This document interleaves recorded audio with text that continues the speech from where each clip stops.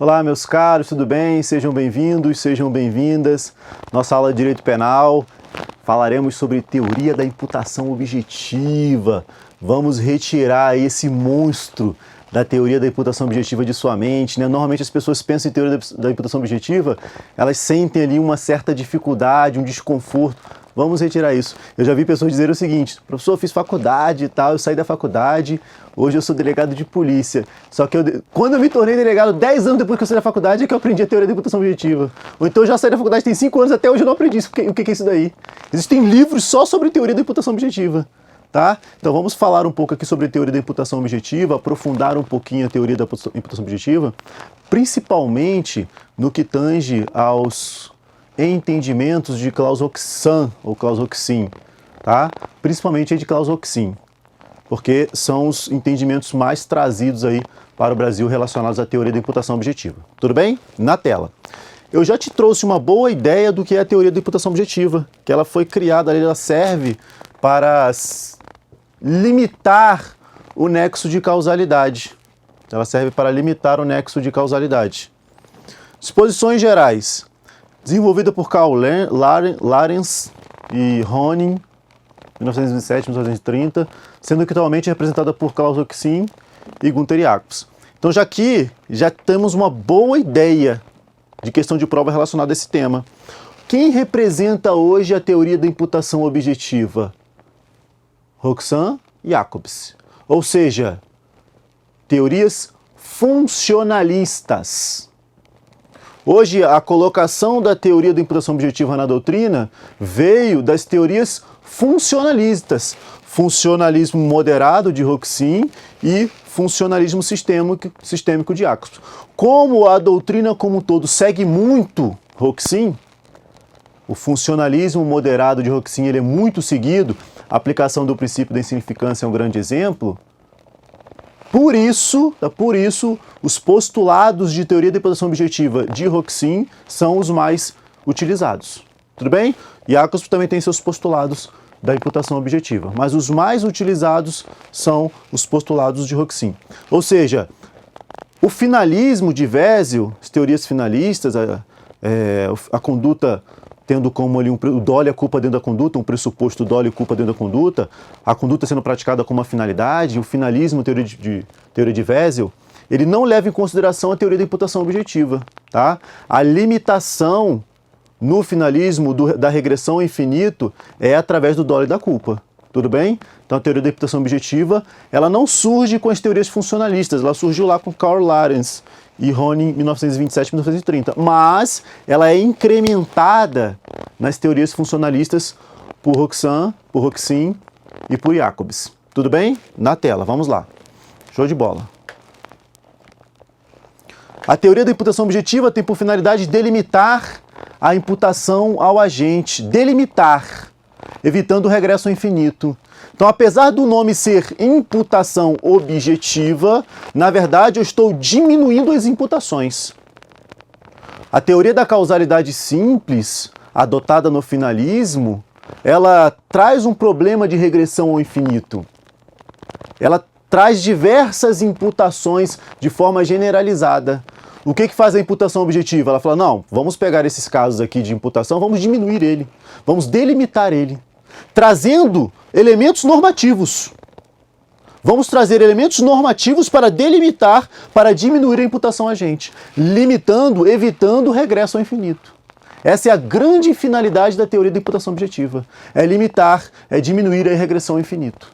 Tudo bem? De forma objetiva, sem a necessidade de dolo ou culpa, sem a verificação de dolo ou culpa. Algumas condutas eu já deixo de imputar ao agente sem a verificação de dolo ou culpa. Exemplo, eu te dei o exemplo lá de regressão ao infinito, ao culpar a mãe que teve o filho. A mãe que teve o filho e o filho lá na frente matou. Ela praticou uma conduta que chegou a um resultado morte. Pela teoria da causalidade simples, a conduta dela é causa, existe nexo. Ela teve um filho e o filho matou. Ou seja, se ela não tivesse tido filho, o filho não teria matado. Logo, essa conduta dela tem nexo. Eu posso imputar a conduta a ela, mas ela não será responsável penalmente por ausência de dolo, ausência de culpa. Para a teoria da imputação objetiva, não há nexo. Porque para a imputação objetiva, ela não praticou uma conduta que cria um risco. Então, objetivamente falando, já não tem nexo de causalidade, já não posso imputar aquela conduta a ela. Eu tiro a própria imputação. Ok? Na tela. Vamos lá. Imputação objetiva tem bastante coisa para falar. A teoria da imputação objetiva é um aprimoramento da causalidade adequada.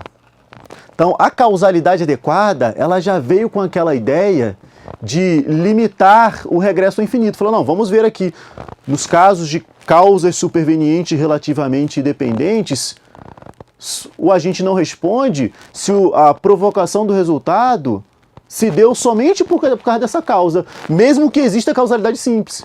Então, a causalidade adequada, utilizada pelo Código Penal numa situação como exceção, ela já limita um pouco as regras gerais da causalidade simples. O que é a imputação objetiva? É pegar ali a causalidade adequada e abranger ela, aumentar ela para vários outros casos. Então ela é um aprimoramento, uma evolução da causalidade adequada, tá?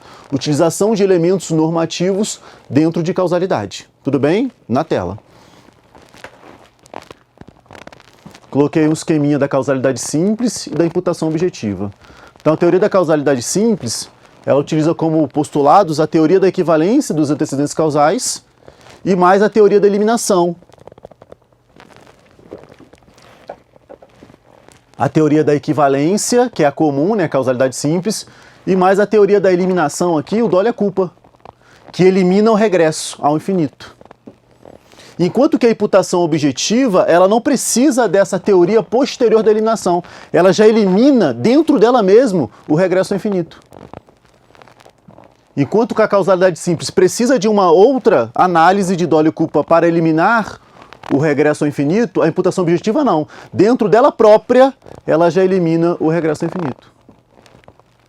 Para a causalidade simples, há nexo quando houver relação de causa e efeito. O nexo causal é o nexo físico, o nexo natural. Na imputação objetiva não basta o nexo físico, é necessário o nexo normativo, que limita a própria causalidade. Veremos o que é esse nexo normativo, né? Veremos o que é esse nexo normativo. Questãozinha só para a gente iniciar, só para esquentar, tudo bem? Ministério Público de Santa Catarina, promotor de justiça, 2019. A chamada teoria da imputação objetiva reúne um conjunto de critérios pelos quais se restringe o âmbito da relevância penal dos fatos abrangidos pela relação de causalidade e que seriam imputáveis ao sujeito caso não fossem empregados esses critérios. Corretíssima questão.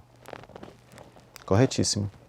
Ou seja, olha como ela está explicando o que é a teoria da imputação objetiva. Olha, a imputação objetiva é a utilização de um conjunto de critérios, é uma análise normativa pelos quais se diminui, se restringe o âmbito da relação penal dos fatos abrangidos pela relação de causalidade, da causalidade simples. E que seriam imputáveis ao agente na causalidade simples, se eu não empregasse a imputação objetiva. Se eu não empregasse a imputação objetiva, eles seriam imputáveis ao agente. O que faz a imputação objetiva? Diminui isso. Ela delimita isso. Ok? Há uma delimitação, há uma diminuição. Perfeito? Tranquilo? Show de bola. Continuando, vamos lá, vamos aprofundar. Postulados da teoria da imputação objetiva, por Roxan. Tá? Postulados da teoria da imputação objetiva por Roxin. Vou falar Roxin com você, tudo bem? Vamos ficar no Roxin abrasileirado aí. Existem os postulados de Jacobs e os postulados de Roxin. O que seriam esses postulados? Quais são os critérios para eu dizer, olha, há imputação ou não há imputação? Olha, aqui há nexo, olha, aqui não há nexo. Então, a teoria da imputação objetiva, ela começa pelo nexo físico. Tá? O nexo físico é da teoria da causalidade simples. Causalidade simples, teve nexo físico? Ok, já tem nexo para os crimes materiais. Na imputação objetiva, ela começa pelo nexo físico. Falou, opa, verificamos que há nexo físico. Beleza. Em havendo nexo físico, agora vamos colocar aqui os critérios da imputação objetiva para delimitar essa regressão ao infinito. Esses critérios da imputação objetiva que eu coloco para delimitar o nexo físico são os postulados, são os critérios da teoria da imputação objetiva. Roxin tem os seus, Jacobs tem os seus. Vamos estudar os que caem em prova. Tá? Os que caem em prova são os postulados de Roxin. Perfeito? Primeira coisa é decorar os postulados. Perfeito? Quais são os critérios utilizados? Na tela. O primeiro, e eu acredito que um dos mais importantes dos critérios, é a criação ou incremento de um risco proibido. É a criação ou incremento de um risco proibido. Se o agente, ao praticar a conduta, não cria um risco, ou não incrementa um risco proibido, ou não cria um risco, ou não incrementa um risco proibido, não cria um risco proibido. Se o risco for permitido, já retira a imputação. Se a pessoa cria um risco permitido, já retira a imputação. Ela tem que criar ou incrementar um risco proibido. Se ela diminui o risco proibido, já não há imputação. Professor, o taxista que pega o seu táxi, olha a questão do táxi aí, que ele pega o seu táxi e leva alguém para praticar um crime. O cara fala assim, ó, vou matar alguém. Existe nexo físico entre a conduta do taxista e a morte? Existe. Mas ele está incrementando, ele está criando um risco proibido? Não, ele está dirigindo o seu táxi. É a conduta normal dele. É a conduta normal dele, não está criando um risco proibido ao dirigir o seu táxi. Ele não está criando um risco, não está elevando um risco proibido. Ele está dirigindo o táxi. Mesmo sabendo, às vezes não com certeza, que o cara vai matar alguém, ele não é responsabilizado, porque ele não está criando um risco proibido. Mesma coisa do padeiro que faz o pão e a pessoa vai lá e coloca o veneno no pão. Fala, ó, padeiro, faz um pão aí que eu vou colocar um veneno para matar alguém. O padeiro, olha, vou fazer meu pão aqui, toma o pão. A conduta do padeiro está criando um risco? Não, fazer o pão. Não. Qual é a função do padeiro? A função do padeiro é fazer o pão. Ele vai lá e faz o pão, aí o cara coloca o veneno e mata alguém. O padeiro responde, ele sabia. Responde, não criou um risco proibido. A conduta dele não cria, não incrementa um risco proibido. Tudo bem? Então, casos em que eu excluo a imputação objetiva, riscos permitidos, casos de riscos permitidos, ou diminuições de riscos proibidos. Se o agente diminui o risco proibido, em vez de aumentar, que é criação ou incremento. A diminuição de um risco proibido, eu retiro a imputação. Por exemplo, o bandido vai atirar em você. Mira na sua cabeça. Eu dou uma paulada nele e o tiro pega no teu braço. O tiro só pegou no braço porque eu dei paulada. Logo, eu sou a minha conduta fez com que o tiro pegasse no seu braço. Existe nexo? Existe. Existe nexo. A minha conduta fez com que o tiro pegasse no seu braço. Mas eu estou diminuindo o risco. Se eu estou diminuindo o risco para você, eu não respondo. A diminuição de um risco não há que se falar em responsabilidade.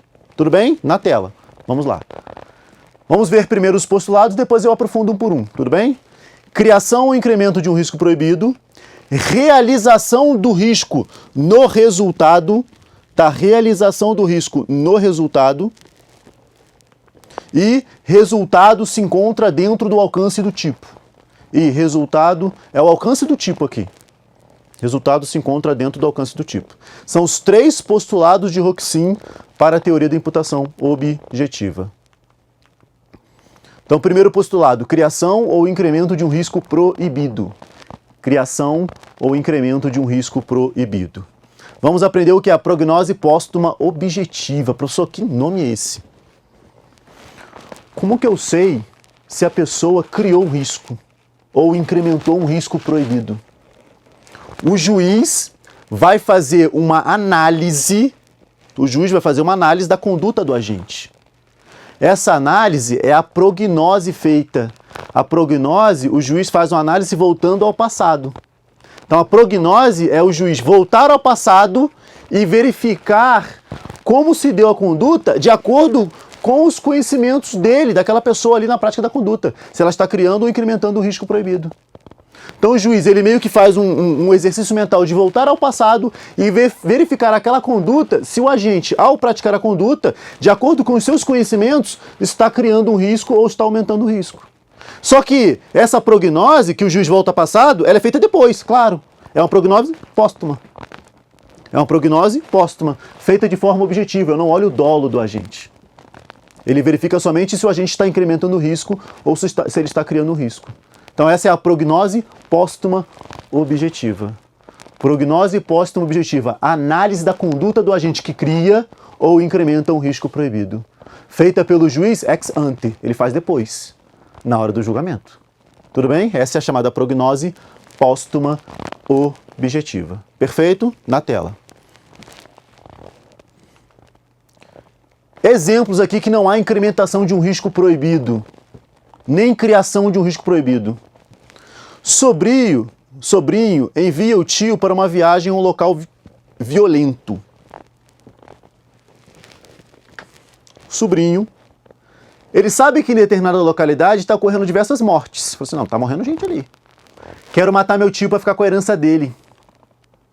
O que eu faço? Dou uma passagem para ele. Tio, toma aqui uma passagem de férias para você, para aquela região. O tio vai e morre lá. Sobrinho responde pelo resultado? Não. Não posso imputar esse resultado a ele. Por quê? Dar uma passagem, eu não estou criando um risco proibido. Não é um risco proibido entregar uma passagem. Determinada localidade está tendo diversas quedas de avião naquela região lá. O avião está caindo. Vou pegar meu tio e vou colocar ele para viajar de avião naquela região.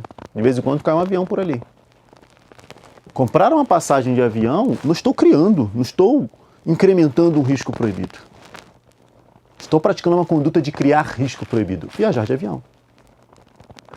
Desse modo, não há que se falar em imputação a essas condutas. Não há imputação objetiva. Professor, mas eu entendo que o sobrinho tem que responder. Que vale a teoria. Tudo bem? Às vezes, e isso é um grande problema no direito penal, é o aluno achar, não, eu acho isso errado. Eu sei, às vezes eu acho também. Mas temos que seguir para a prova conforme a teoria. Tudo bem? Na tela, segundo caso aqui, o segundo exemplo que eu coloquei. Sobrinho induz tio a ir num bosque durante uma tempestade. Querendo que ele pegue um raio, né? Que um raio caia na cabeça dele e morra. E tá caindo vários raios lá, de vez em quando cai naquela região. Posso imputar ao sobrinho a conduta? Não posso. Não posso. Ele não criou um risco proibido. Ele não incrementou um risco proibido.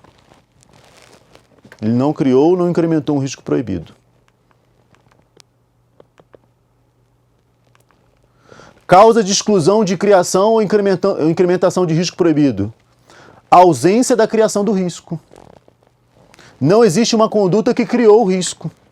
Risco proibido. E casos de riscos permitidos. Se você cria um risco permitido, não há que se falar em imputação objetiva. Então, se a questão vier lá trazer um caso concreto, dizendo assim, olha, o agente, ele colocou o irmão para dirigir um carro em velocidade alta, colocou dentro do carro lá. Só que a direção do carro foi perfeita.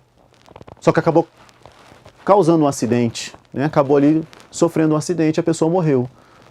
Será que ele responde por esse resultado? Você tem que analisar o caso. Ele apenas colocou num risco permitido.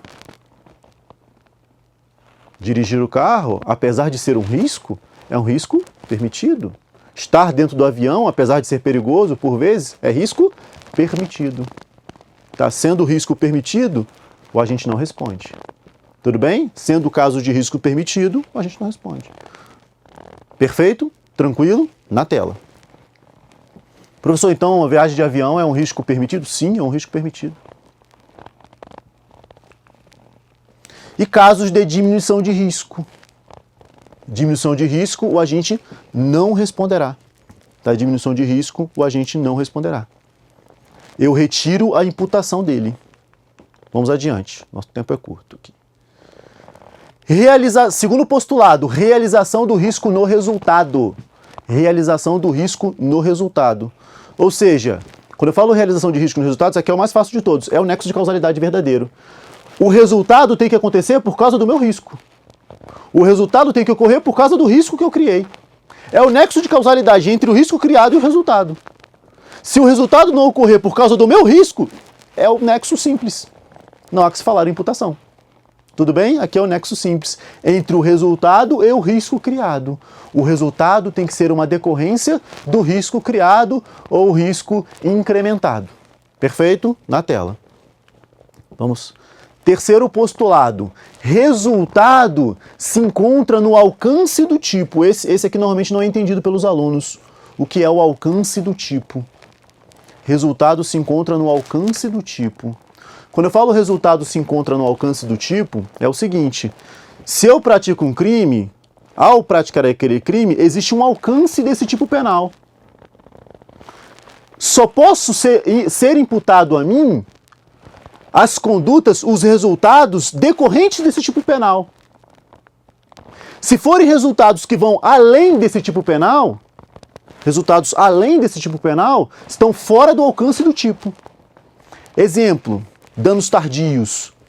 Eu pratico uma lesão corporal dolosa a um agente e eu crio um problema na perna dele. Aí eu respondo pela lesão corporal dolosa. 5 anos depois, ele cai de escada por causa do problema da perna. Será que aquela queda de escada está no alcance do tipo lesão? Não, não está. Logo, exclui-se a imputação. Anexo físico? Anexo físico. Porque ele só caiu da escada porque eu lesionei. Anexo de causalidade físico. Mas colocando aqui a imputação objetiva, aquele resultado não está no alcance do meu tipo. Logo, eu não respondo para aquele resultado. Não há imputação naquele resultado. Aquele resultado vai além do alcance do meu tipo. Tudo bem? Na tela. Alcance do tipo aqui temos coisas interessantes a falar. Casos de exclusão da imputação nos alcances do tipo. Cooperação na autocolocação da vítima em perigo. Se a vítima se coloca em perigo pela imputação objetiva, a colocação da vítima em perigo, ela se coloca em perigo. Perigo criado por ela. Perigo criado por ela. Se ela se coloca em perigo criado por ela e eu coopero, eu não respondo. Não há imputação para mim. Para imputação objetiva, nesse ponto aqui, não teríamos o crime de participação em suicídio. Tá? Não teríamos o crime aí de participação em suicídio. Por quê? É uma cooperação da autocolocação da vítima em perigo. Ela vai se suicidar, ela vai se automutilar e eu coopero. Exemplos de prova aqui. A vítima, ela é usuária de drogas. A vítima é usuária de drogas. E ela vai lá tomar uma dose da droga. Eu vou e entrego a droga para ela, eu entrego a seringa para ela. Posso responder pelo tráfico de drogas, que é outro crime. Mas por causa disso ela morre, overdose. Ela está se colocando em perigo. A minha cooperação não posso imputar. Não pode ser imputado a mim esse tipo penal, essa cooperação. Porque vai além do alcance do tipo. Quando eu entrego ali a droga para ela, vai além do alcance do tipo a morte dela. Na tela, também se exclui a imputação nos casos de heterocolocação em perigo consentida. Nossa, professor, começou a complicar agora. O que é a heterocolocação em perigo consentida? Eu crio perigo, não ela agora. Na autocolocação em perigo, a vítima se coloca em perigo. Eu coopero para que ela se coloque em perigo. O perigo é criado por ela. Na heterocolocação em perigo consentida, ou colocação de terceiros em perigo, o perigo é criado por mim. Eu crio perigo. Tudo bem? O perigo é criado por mim. Mas a vítima se coloca em perigo comigo de forma consentida. Eu estou dirigindo embriagado e a vítima fala, não, eu vou contigo. Deixa eu entrar aí. Então, vai entrar, pode entrar. E eu bato o carro, ela morre. Heterocolocação em perigo consentida. Então, o perigo é criado por mim. E ela se coloca em perigo. Perigo criado por mim. Isso é heterocolocação. Causas de exclusão da imputação objetiva. Tá? Causas de exclusão da imputação objetiva. Aqui eu tenho questões de prova. Tudo bem? Na tela. Danos de choque e danos tardios. Danos de choque e danos tardios vão além do alcance do tipo. Dano tardio eu já te dei um exemplo. Agora eu vou te dar um exemplo de dano de choque. Dano de choque vai além do resultado do tipo. Eu mato o cara, eu mato uma pessoa. A mãe dele fica sabendo e morre também. Coração, é um dano de choque. Dano de choque vai além do meu tipo. Eu respondo por esse homicídio, não pelo outro. Tudo bem? Porque é um dano de choque. Dano de choque, não devo responder. Pela imputação objetiva, se eu estou assaltando a pessoa, querendo praticar o assalto, e ela morre do coração, é um dano de choque. Não respondo. Pela imputação objetiva, isso não pode ser imputado a mim, porque isso é um dano de choque. Tá? Dano de choque, eles vão além do alcance do tipo. Se eles vão além do alcance do tipo, eu não devo responder. Pela imputação objetiva, não respondo por danos de choque, nem danos tardios. Perfeito? Na tela, vamos adiante. Show de bola. Questãozinha, vamos lá, questão. A respeito da teoria da imputação objetiva na concepção de Roxin, olha como que é cobrado, ó. Assinale a alternativa incorreta, tá? Que é errada. Uma questão maior, digamos assim. A teoria da imputação objetiva, em sua forma mais simplificada, aduz que um resultado causado pelo agente só deve ser imputado como sua obra e preenche o tipo objetivo unicamente quando o comportamento do autor cria um risco não permitido, um risco proibido, né, para o objeto da ação, quando o risco se realiza no resultado concreto e esse resultado se encontra dentro do alcance do tipo. Os três postulados de Roxin estão aí dentro da letra A. Então, os três postulados de Roxin. Letra B. Considere o seguinte exemplo. A deseja provocar a morte de B. E, para isso, A o aconselha a fazer uma viagem à Flórida, pois leu que lá, ultimamente, vários turistas têm sido assassinados. A planeja que também B tenha esse destino, seja assassinado lá. B, que nada ouviu sobre os casos de assassinato na Flórida, faz viagem de férias e, de fato, é vítima de um delito de homicídio ali, né? A deve responder pelo homicídio, pois sua conduta acabou incentivando B a fazer uma viagem, criando assim um risco não permitido. No caso, criou um perigo de morte juridicamente relevante. Errado, essa está errada. Colocar alguém para fazer uma viagem não é criação de risco não permitido. Lembrando que a questão que é incorreta, essa está errada. Letra C. Ações que diminuam o risco não são imputáveis ao tipo objetivo, apesar de serem causa do resultado em sua forma concreta e de estarem abrangidas pela consciência do sujeito.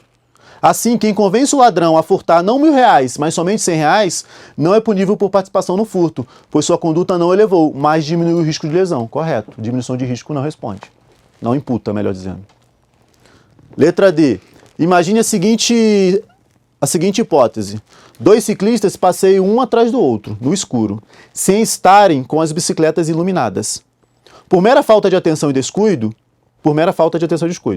em virtude da inexistência de iluminação, o ciclista que vai à frente, colide com outro ciclista, que vinha na direção oposta, sofrendo este lesões corporais. O resultado teria sido evitado se o ciclista que vinha atrás tivesse ligado a iluminação de sua bicicleta. Nem o da frente nem o de trás tinha iluminação, né? Porque se o de trás tivesse, o da frente também não teria batido. Se o da frente tivesse, ele também não teria batido. Diante dessa situação, pode-se afirmar que o ciclista que vinha à frente deve responder por lesões corporais culposas, pois criou um risco não permitido ao dirigir sem iluminação. Ok, ele criou um risco ao dirigir sem iluminação. Perfeito? Que acabou resultando na colisão. O ciclista que vinha atrás, todavia, não responde pelas lesões corporais culposas, já que este resultado não está abrangido pelo fim de proteção da norma de cuidado. Vai além do alcance.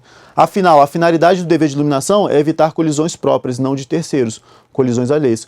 Correto. No caso do ciclista que vinha atrás, vai além do alcance do tipo dele, evitar as colisões. A colisão, a iluminação dele, a criação do risco não permitido dele, ele responderia se fosse lesões contra ele. Ele causasse lesões com a conduta da bicicleta dele. Agora, vai além do alcance do tipo dele causar lesões de terceiros. Acidente de terceiros. Vai além do alcance do tipo. Qual é o tipo dele aqui no caso? O acidente de trânsito. A bicicleta dele nem estava no acidente. Logo, vai além do alcance do tipo dele. Tudo bem? Na tela. Gabarito letra B. Tá, gabarito B. Mais uma questão, vamos lá. Teoria da imputação objetiva. Considerando a relação causal entre conduta e resultado típico, assinale a correta. Uma questão que traz aqui teoria de imputação objetiva e também traz nexo de causalidade estudado, tá? Nexo de causalidade estudado. A concausa pré-existente absolutamente dependente reforça o nexo entre a ação do agente e o resultado, não retirando a consumação do crime praticado pelo ofensor. Questão que cobrou uma concausa absolutamente dependente. Você já aprendeu comigo que nas concausas absolutas, ela rompe o nexo de causalidade. Ela quebra o nexo de causalidade entre a conduta do agente. Logo, sendo uma causa absolutamente dependente, só a causa absolutamente dependente é responsável pelo resultado. O outro agente, no máximo a tentativa, responde por fatos já praticados. Tudo bem? Questão difícil? Essa é uma questão difícil. Terminaremos ela no próximo bloco. Tchau, tchau.